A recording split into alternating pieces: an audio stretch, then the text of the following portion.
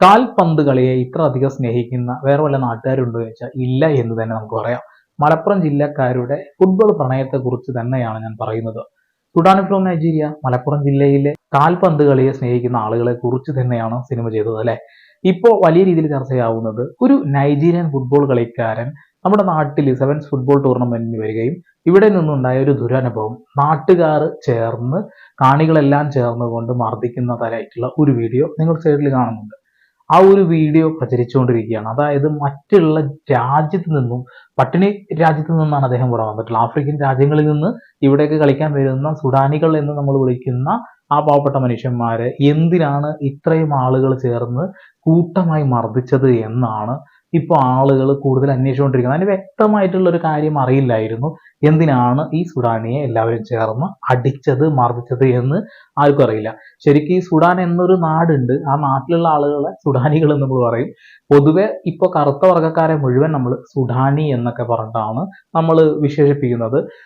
ഈ ഒരു സിനിമയിൽ കൃത്യമായിട്ട് അത് പരാമർശിക്കുന്നുണ്ട്. സുഡാനി അല്ല ഞാൻ എന്ന് പറയുന്നുണ്ട് അല്ലെ.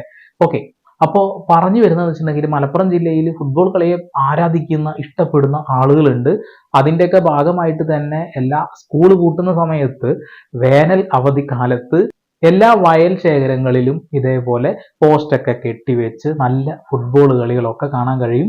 നമ്മുടെ നാട്ടിലും അത് നല്ല രീതിയിൽ ഉണ്ടായിരുന്നു. പക്ഷേ നിർഭാഗ്യവശാൽ ടർഫ് ഒക്കെ വന്നതോടുകൂടി പണമുള്ളവർക്ക് മാത്രം കളിക്കാൻ പറ്റുന്ന രീതിയിലേക്ക് മാറിയപ്പോൾ അത് അവസാനിച്ചു.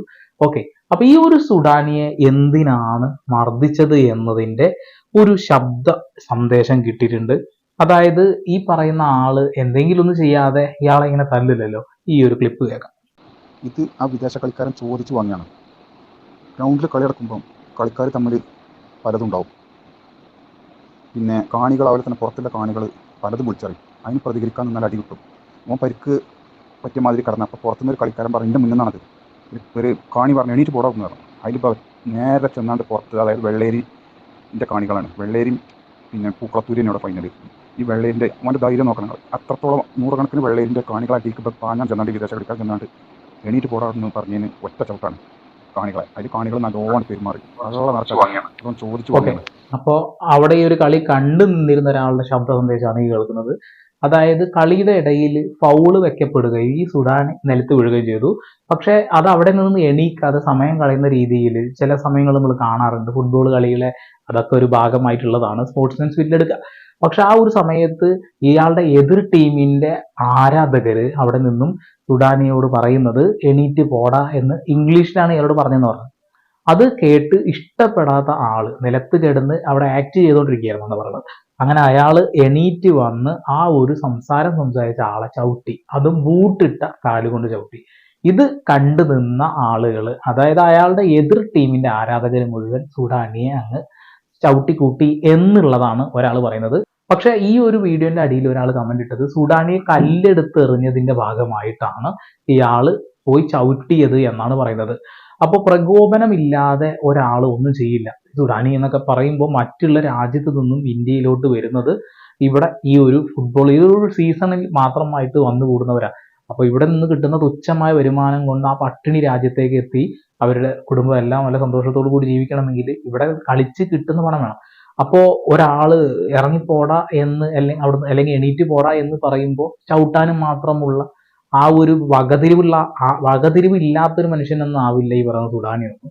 കല്ലെടുത്ത് എറിഞ്ഞു എന്ന് പറയുന്ന ഒരാള്, അത് കൂടാതെ ഇംഗ്ലീഷിൽ സുഡാനിയെ തെറി വിളിച്ചു എന്നും പറയുന്നുണ്ട്. നമുക്ക് 2006 വേൾഡ് കപ്പ് ഫ്രാൻസിന്റെ ഓർമ്മയില്ലേ? അപ്പോൾ ഇറ്റലിയുടെ ഒരു കളിക്കാരൻ ഇയാളെ തെറി വിളിച്ചതിന്റെ ഭാഗമായിട്ട് പോയിട്ട് ഹെഡ് ചെയ്ത ആളെ താഴെ ഇടുകയും അങ്ങനെ അന്ന് ഫ്രാൻസിന് ആ ഒരു വേൾഡ് കപ്പ് നഷ്ടപ്പെടുന്നത് നമ്മൾ കണ്ടിട്ടുണ്ട് അല്ലെ.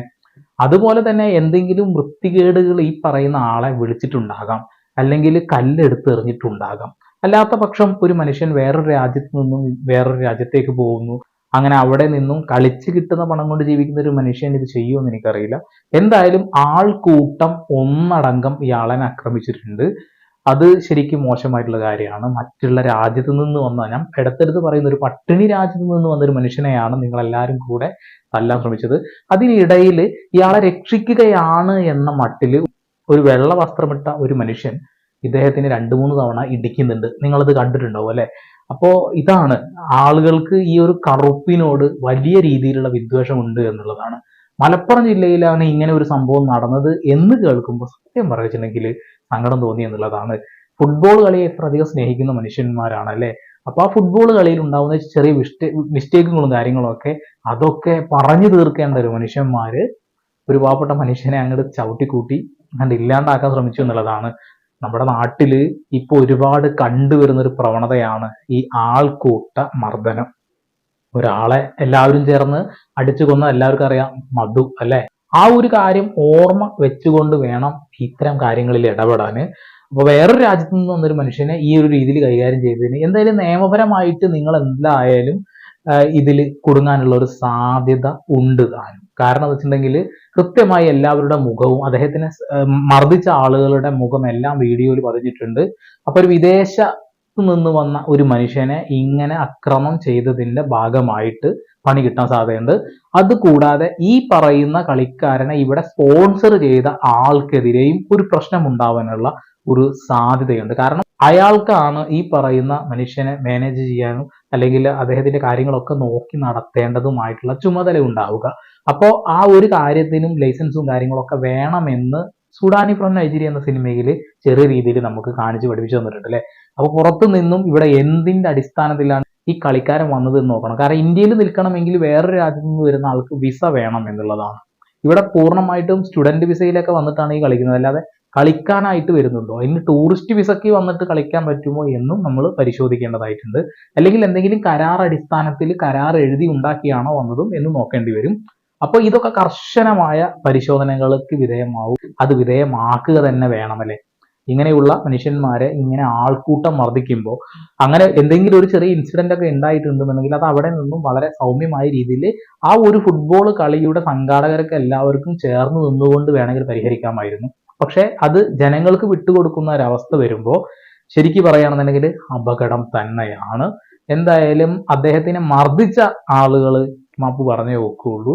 അതിഥി ദേവോ ഭവ എന്നാണ് നമ്മൾ പറയാറ്. ഒരു അതിഥിയാണ് ആള് ചെയ്ത തെറ്റ് എന്തെങ്കിലും ഉണ്ടെങ്കിൽ അതിന് ഈ ഒരു രീതിയിലല്ല നിങ്ങൾ പരിഹാരം കാണേണ്ടതായിരുന്നത്. അവിടെ ഈ ഒരു സംഘാടകരെ ആ വിവരം അറിയിക്കുകയും അല്ലെങ്കിൽ അത് കണ്ടു നിൽക്കുന്ന ആളുകളുണ്ടല്ലോ, എന്തായാലും രണ്ട് കാര്യങ്ങൾ പറയുന്നു. ഒന്ന്, കാണി എന്തോ തെറി വിളിച്ചതിന് സുഡാനി ചവിട്ടി, അതിന് അദ്ദേഹത്തിനെ മർദ്ദിച്ചു. രണ്ട്, ഒരു കാണി അദ്ദേഹത്തിനെ കല്ലെടുത്തെറിഞ്ഞു, അതിന് അദ്ദേഹം തിരിച്ചുപോയി തല്ലി, അതിന് നാട്ടുകാർ ക്ഷുഭിതരായി എന്ന വാർത്തയാണ് നമ്മൾ അറിഞ്ഞത്.